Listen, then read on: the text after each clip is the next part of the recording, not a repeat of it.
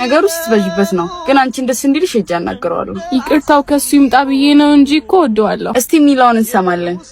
ምን አለችሽ? የሚሆን አይመስለኝም ከሱ ጋር ማከክ አልፈልግም ፈልገው ነው ተሰጠኝ ምናምን እያለች ነው። ያው ቀበጥንሽ ታውቃታለህ። ያለኝን ሳልሰስት እኮ ነው የምሰጣት። እሷኔን እንዲህ አለች። ይነክል ጠልቶኛል ማለት ነው። እንግዲህ ምንም ማድረግ አይቻልም። በሰላም መለያየቱ ነው የሚሻለው። ግድ የለሽም አንዴ ብቻ ሞክሪ ለማስታረቅ። እኔ በጣም ነው የምወዳት። የመጨረሻ ውሳኔውን አናግሬያት አሳውቅሃለሁ። ምን አለሽ? አስታርቂኛለሽ? ኧረ እሷ አይወጣውም።